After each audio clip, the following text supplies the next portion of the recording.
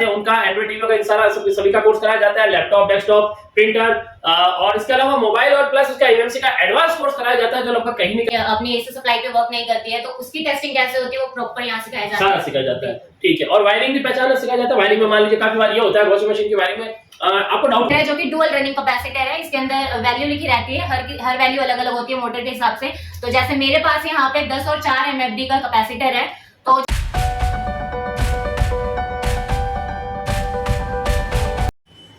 Hello friend, बहुत बहुत स्वागत है आपका हमारे YouTube चैनल पे। मैं विक्रम सिंह आपका बहुत बहुत स्वागत करता हूं। आज हमारे साथ है हमारी मैकेनिकल टीचर जो यहाँ पर AC, fridge and washing machine की ट्रेनिंग देती है। आज इनसे जानेंगे कि ये मैकेनिकल जो कोर्स सिखाते हैं इसमें ये क्या क्या कवर अप करते हैं, स्टूडेंट को प्रैक्टिस कितनी कराई जाती है और स्टूडेंट यहाँ से सीखने के बाद आपसे कैसे हेल्प लेते हैं, इसके बारे में सारा जानेंगे। और इसके अलावा इस वीडियो में आपके लिए जो है वो एक सेमी ऑटोमेटिक वॉशिंग मशीन की वायरिंग ओपन कैसे की जाती है ताकि आप इजीली सीख सके, उसके बारे में हम जानेंगे। इससे पहले कि अभी तक आपने अगर हमारा चैनल सब्सक्राइब नहीं किया है तो चैनल सब्सक्राइब कर लीजिए। अगर वीडियो पसंद आए अंत में तो लाइक कीजिएगा, शेयर कीजिएगा और कमेंट करके जरूर बताइएगा कि नेक्स्ट वीडियो आपको किस टॉपिक पे चाहिए। और इसके अलावा अगर आप भी कोई कोर्स करना चाहते हैं जैसे AC, fridge, washing machine, micro oven, induction, इसके अलावा हमारे जो एलसीडी एलईडी टीवी है, जो स्मार्ट टीवी आते हैं उनका एंड्रॉइड टीवी का सारा सभी का कोर्स कराया जाता है, लैपटॉप, डेस्कटॉप, प्रिंटर और इसके अलावा मोबाइल और प्लस उसका एमएमसी का एडवांस कोर्स कराया जाता है जो लगभग कहीं नहीं कराया जाता है। आप यहाँ पे आके उसका मोबाइल का फ्री डेमो क्लास ले सकते हैं। इसके अलावा आप होम इन्वर्टर और इसके अलावा जो ई रिक्शा, ई बाइक, इन सभी का कोर्स यहाँ पे करवाया जाता है। और बहुत जल्द हमारे एक बीएफडी का कोर्स शुरू होने वाला है। 15 दिसंबर 2023 से हमारा बीएफडी का कोर्स स्टार्ट होने वाला है और वीआरवी और वीआरएफ का भी कोर्स हम लगभग जनवरी में लॉन्च करने वाले हैं बहुत जल्दी। तो उसके बारे में आपको अपडेशन दे देंगे। और आपको अगर किसी कोर्स से रिलेटेड इंफॉर्मेशन चाहिए, कोर्स के जैसे फीस क्या है, कोर्स का टाइमिंग क्या है, रहने की व्यवस्था क्या है, इस सभी चीजों के बारे में अगर आप जानना चाहते हैं तो स्क्रीन पर ये नंबर पे कॉल करके आप कोर्स से रिलेटेड जानकारी ले सकते हैं। तो चलिए फ्रेंड्स, सबसे पहले मैडम से बात करते हैं। मैडम आपका नाम बताइए। मेरा नाम आशय है और मैं आरएसी ट्रेनर हूँ। यहाँ पे मैकेनिकल पूरा सिखाती हूँ। यहाँ पे एसी, फ्रिज, वॉशिंग मशीन तीनों चीज सिखाई जाती है। एसी अभी तक हम डोमेस्टिक लेवल के सिखाते हैं, सारे विंडो हो चाहे स्प्लिट एसी हो। स्प्लिट एसी के अंदर भी नॉन इन्वर्टर, इन्वर्टर दोनों ही सिखाए जाते हैं। पूरा प्रैक्टिकल चलता है।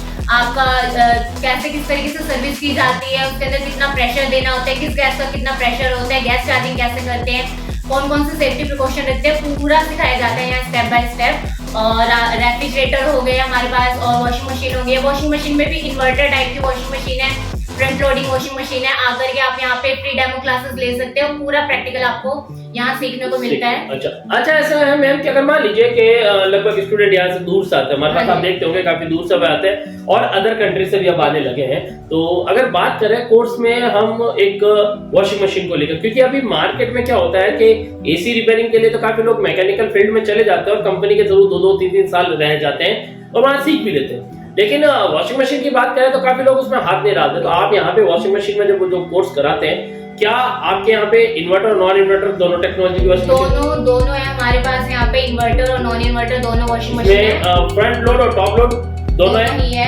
ओके, इसमें फ्रंट लोड में जो इन्वर्टर क्या आती है थोड़ा मैकेनिकल हार्ड होता है, क्या उसका भी प्रॉपर 100% प्रैक्टिकल? बिल्कुल बिल्कुल, उसमें पार्ट्स चेकिंग मेन होती है क्योंकि उसकी मोटर क्या है अपनी एसी सप्लाई पे वर्क नहीं करती है, तो उसकी टेस्टिंग कैसे होती है वो प्रॉपर यहाँ सिखाया जाता है। सारा सिखाया जाता है। ठीक है, और वायरिंग भी पहचानना सिखाया जाता है। वायरिंग में मान लीजिए काफी बार ये होता है वॉशिंग मशीन की वायरिंग में आपको डाउट होता है कि भाई कैसे करें, तो उसकी सपोर्ट के लिए। और मान लीजिए मैं एक एग्जांपल आपके यहाँ बात करता हूँ कि आपके यहाँ से लड़के जैसे कोर्स करके जाते हैं, अपने कोर्स के बाद अगर किसी को प्रॉब्लम होती है, होती है, ऐसा नहीं है कि कोई सीख के 100% हो जाता है। ट्रेनिंग के बाद आप जब मार्केट में उतरते हैं तो कुछ ना कुछ ऐसे प्रॉब्लम आते हैं जिससे डायग्नोसिस करना मुश्किल होता है। उस समय अगर मान लीजिए कि आपके गुरु आपके साथ हो तो आपको प्रॉब्लम से जल्दी निकल सकते हैं। तो आपके पास कॉल भी आते होंगे? कॉल भी आते हैं, ग्रुप भी बना रखे हैं। जो भी प्रॉब्लम्स होती है वो आपस में शेयर होती है। ओके, कॉल करके वो हमसे जो भी इनकी प्रॉब्लम होती है सजेशन देते हैं। ओके ओके, चलिए तो बहुत अच्छी बात है। और इसके अलावा अगर बात करें जैसे फ्रिज में भी हम बात करते हैं कि आजकल double door, side by side ये सारे फ्रिज आने लगे, तो इनके मैकेनिकल का भी कोर्स कराया जाता है। इसमें भी इन्वर्टर है, नॉन इन्वर्टर टेक्नोलॉजी। और इसके अलावा आप अभी आपको एक और चीज बता देता हूँ। यहाँ पे जैसे कोई इन्वर्टर फ्रिज होता है तो उससे नॉन इन्वर्टर बनाने का भी तरीका बता दें। ज्यादा कुछ दिक्कत आती नहीं है, वो आपको यहाँ पे पूरा प्रैक्टिकल क्या चीज हटा करके हमके उसको कैसे बनाने का तरीका बताया जाता है। इसके अलावा यहाँ पर AC, fridge and washing machine की पीसीबी मैं खुद सिखाता हूँ। अगर मान लीजिए आप ऑलरेडी मैकेनिकल है और आप सीखना चाहते हैं कि एसी, फ्रिज, वॉशिंग मशीन का कोर्स सीखना चाहते हैं, तो आप यहाँ पर आकर इन तीनों की पीसीबी, जिसमें इन्वर्टर नॉन इन्वर्टर दोनों शामिल है, इसका कोर्स कर सकते हैं। और आप यहाँ आकर अगर चाहे तो टोटल ही कंप्लीट कोर्स जैसे मैकेनिकली और पीसीबी का कोर्स एक साथ कर सकते हैं। तो अभी हम मैडम से जो हमें जानना था वो जान लिया। अब हम आगे देखेंगे कि मैडम आपको बताएगी सेमी ऑटोमेटिक वॉशिंग मशीन के बारे में, कि सेमी ऑटोमेटिक वॉशिंग मशीन में जैसे टाइमर वाइमर ये सारा कैसे कनेक्शन किया जाता है, कैपेसिटर के कनेक्शन कैसे करने होते हैं, कैपेसिटर कितनी वैल्यू का होता है, मोटर का जो हमारा ड्रम मोटर होता है उसकी वायरिंग कैसे पता करते हैं, और हमारी जो स्पिनर मोटर होती है उसकी वायरिंग कैसे पता करते हैं, ये सब कुछ मैडम आपको इस वीडियो में बताएंगे। तो चलिए फ्रेंड शुरू करते हैं। तो सबसे पहले तो हम पार्ट्स की बात कर लेते हैं कि सेमी ऑटोमेटिक वॉशिंग मशीन में कौन कौन से पार्ट्स लगे रहते हैं और कौन सा पार्ट क्या काम करता है। तो स्टार्ट करते हैं। आप यहाँ ये जो पार्ट देख रहे हैं ये हमारा वॉश टाइमर है, जो कि क्या है वॉश मोटर को कंट्रोल करता है कि हमारी वॉश मोटर है जो कपड़े धुलती है वो कितने टाइम के लिए चलेगी, क्या सेटिंग होगी, उसका कब रोटेट करना है, वो सारा सिस्टम जो है क्या है इसी से कंट्रोल होता है। और बजर का भी इसी से हम कंट्रोल करते हैं। तो ये वॉश टाइमर है। ये यहाँ पे आपका बजर है जो इंडिकेट करता है कि क्या है आपके कपड़े जो है वो वॉश हो गए और अब क्या है आपको उसको ड्राई करने के लिए डालना है। उसके बाद आ जाते हैं ये जो आप देख रहे हैं ये पार्ट है हमारे स्पिन टाइमर, जो कि स्पिन मोटर को कंट्रोल करने का काम करता है। यहाँ पे है ये लीड स्विच, डोर स्विच या सेफ्टी स्विच, हम तीनों ही नाम से जानते हैं इसको, क्योंकि ये सेफ्टी के लिए लगाया जाता है। और ये हमारे स्पिन के जो आप टब देखेंगे उसके ऊपर जो डोर लगा रहता है उसी साइड में लगा हुआ रहता है। जैसे ही आप क्या स्पिन टब का डोर ओपन करते हैं वैसे ये क्या स्पिन मोटर की सप्लाई को कट कर देता है, और जैसे दोबारा से आप क्या उसके डोर को क्लोज कर देते हैं तो ये फिर दोबारा से मोटर को क्या सप्लाई दे देता है और मोटर फिर से स्टार्ट हो जाती है। तो ये इस तरीके से वर्क करता है। यहाँ आपको देखने को मिलेगा ये जो मोटर है आपकी वो वॉश मोटर है, जो कि क्लॉकवाइज और एंटी क्लॉकवाइज दोनों तरफ ही घूमती है। और जिसमें आपको ये ब्रेक असेंबली दिखेगी वो आपकी कौन सी मोटर होगी, स्पिन मोटर होगी। तो ये एक पहचान होती है मोटर की, किस तरीके से पहचाने की वॉश मोटर कौन सी है और स्पिन मोटर कौन सी है। पहला तो उसमें लिखा हुआ भी रहता है, कैपेसिटी भी लिखी रहती है उसकी, बट अगर हमें सिर्फ देख करके पता करना है तो हम इस तरीके से जज कर सकते हैं कि जिसके अंदर वी बैंड के लिए दिया होते हैं ड्राइव असेंबली तो वो हमारी होती है वॉश मोटर, और जिसके अंदर आपकी ब्रेक असेंबली होती है तो वो हमारी हो जाती है स्पिन मोटर। और ये कैपेसिटर है जो कि डुअल रनिंग कैपेसिटर है, इसके अंदर वैल्यू लिखी रहती है, हर वैल्यू अलग अलग होती है मोटर के हिसाब से। तो जैसे मेरे पास यहाँ पे 10 और 4 MFD का कैपेसिटर है, तो जो ज्यादा वैल्यू का होता है वो हमारी वॉश मोटर के लिए होता है और जो कम वैल्यू का होता है वो हमारी स्पिन मोटर के लिए होता है। तो इसी तरीके से आपको आगे भी क्या करना है, अलग अलग तरीके का आता है, 11 या 9 MFD का आता है, कभी 9 और 6 का आता है, तो इस तरीके से आता है। तो कंफ्यूज नहीं होना है, जो भी ज्यादा वैल्यू का होगा वो आपको वॉश मोटर से कनेक्ट करना है और जो कम वैल्यू का दिखेगा कैपेसिटर वो आपको स्पिन मोटर से कनेक्ट करना है। अब आ जाते हैं इसकी वायरिंग में। पार्ट्स तो आपने जान लिए और पार्ट्स क्या क्या वर्क करते हैं वो भी पता चल गया आपको। तो आज मैं बताऊंगी आपको वॉश टाइमर 4 वायर्स वाली। आपको अगली वीडियो जल्दी देखने को मिलेगी जिसमें मैं 7 वायर्स के कनेक्शन करूंगी, बट आज मैं जो नॉर्मली मोस्टली लोगों के घरों में जो ज्यादातर वायरिंग आपको मिलेगी, जो ज्यादातर टाइमर यूज होते हैं वो 4 वायर्स वाले होते हैं। तो ये 4 वायर्स में से कौन कौन सी वायर किस चीज की है वो इस पे डिस्कस करते हैं हम पहले। तो यहाँ आप देख रहे होंगे कि एक वायर जो है वो छोटी है, बाकी 3 क्या है वो बड़ी बड़ी लंबी सी नीचे के लिए जा रही है। तो जो सबसे पहली वायर जो छोटी होगी वो आपकी बजर के लिए होगी, और उसके बाद जो ये 3 है उसमें से एक आपकी मेन वायर होती है जहाँ से आप क्या मेन सप्लाई देते हैं, और बाकी जो बची 2 होती है वो हमारी स्टार्टिंग और रनिंग की वायर होती है। स्टार्टिंग रनिंग यानी जो आप इस मोटर की स्टार्टिंग रनिंग पे देते हैं और वो उसको क्लॉकवाइज और एंटी क्लॉकवाइज घुमाने का काम करती है। इस तरीके से वो इंटरचेंज करती है फेज को, तो इसलिए दिया हुआ होता है। तो कैसे पता करेंगे, नॉर्मली कंटिन्यूटी से आप या क्लैमीटर के थ्रू पता कर सकते हैं कि कौन सी वायर किस चीज़ की है। बजर जो होगा वो लास्ट में कंटिन्यूटी बताएगी, तो इस तरीके से करते हैं। यहाँ मैं आपको बता देती हूँ कि कौन सी वायर किस चीज़ की है।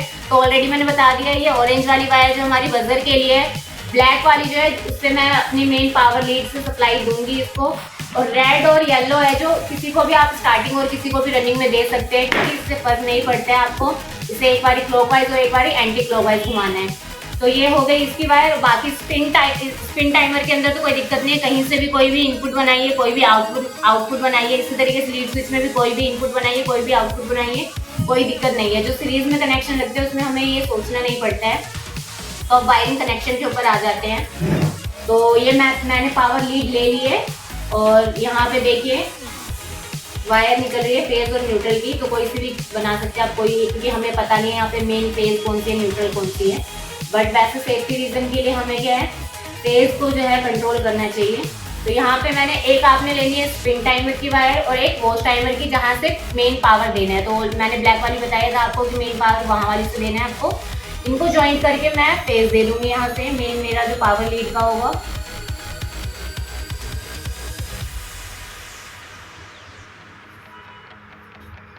ये मैंने अपने दोनों टाइमर को सप्लाई दे दी है। उसके बाद आपको क्या करना है, ये जो ऑरेंज वाली थी एक बजर के लिए जानी थी, तो एक बजर पे लगा देना है अपने। अब यहाँ आप देखेंगे ये जो दो वायर हैगी है मेरे पास, ये है हमारी स्टार्टिंग रनिंग के लिए।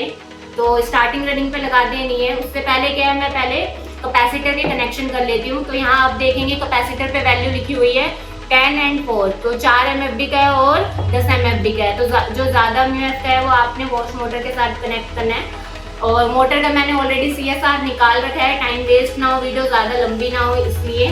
बट अगर आपको इसमें डाउट हो तो आप मेरी प्रीवियस वीडियो देख सकते हैं, जिसमें मैंने बता रखा है कि किसी भी मोटर का कैसे हम CSR आइडेंटिफाई करते हैं। तो यहाँ पे आपको कैपेसिटर के साथ स्टार्टिंग रनिंग की वायर कनेक्ट कर लेनी है।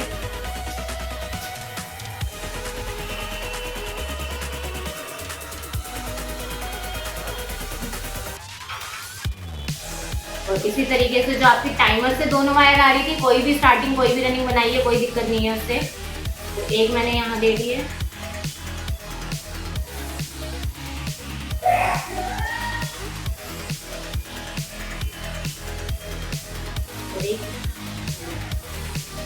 आप जब इसकी वैल्यू निकालेंगे तो रनिंग और स्टार्टिंग की वैल्यू सेम ही बताएगा।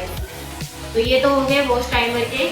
और इसी तरीके से स्पिन टाइमर की भी स्टार्टिंग रनिंग वाले जो पॉइंट है वो मैं लगा देती हूँ, वायर को कनेक्ट कर लेती हूँ यहाँ पे। तो यहाँ मैंने निकाल रखी है ऑलरेडी। तो मुझे पता है ब्लू वाली जो मेरी वायर है वो रनिंग की है और रेड वाली जो है वो स्टार्टिंग की है। आपको क्लैम्प मीटर के थ्रू निकाल लेना है पहले।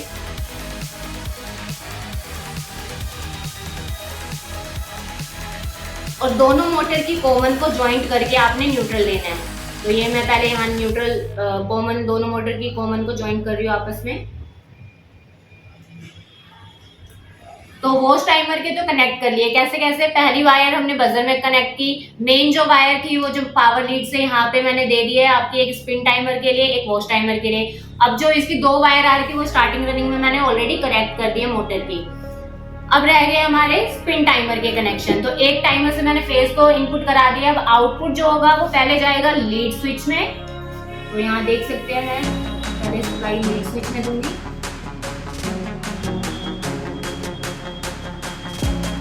और इसका जो आउटपुट होगा लीड स्विच का वो जाएगा आपकी रनिंग के लिए। तो यहाँ मैंने रनिंग ऑलरेडी निकाल रखी है। मेरी ब्लू वाली जो वायर है वो रनिंग की है।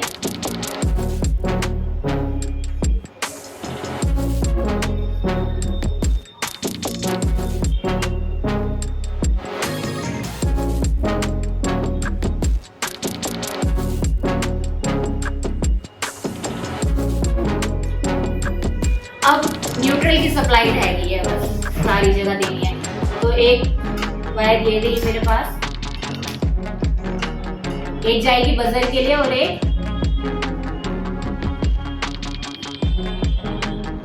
तो यहाँ से पहले मैं एक बजर पे दे दूं। ये मैंने बजर को दे दिया यहाँ से न्यूट्रल, और मोटर की कॉमन के लिए जाएगी। तो मैं एक एक्स्ट्रा वायर ले लेती हूँ।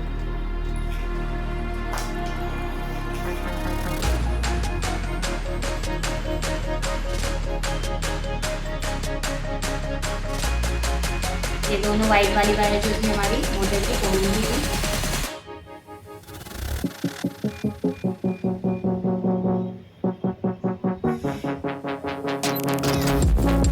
तो ये थे फुल कनेक्शन। अभी मैं आपको इसको स्टार्ट करके दिखाऊंगी।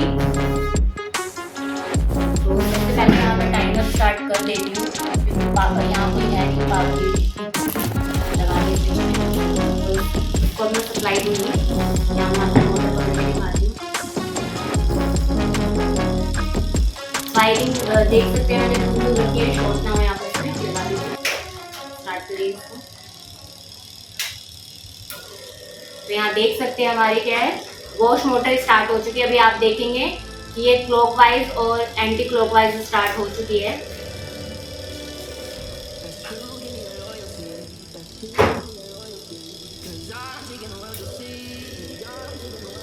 और इसी तरीके से हमारी स्पिन टाइमर को भी हमें सप्लाई देंगे और लीड स्विच को अपनी क्या है कॉन्टेक्ट पॉइंट को आपस में टच करेंगे तो ही वो चलेगी और ब्रेक असेंबली को खींचना पड़ेगा।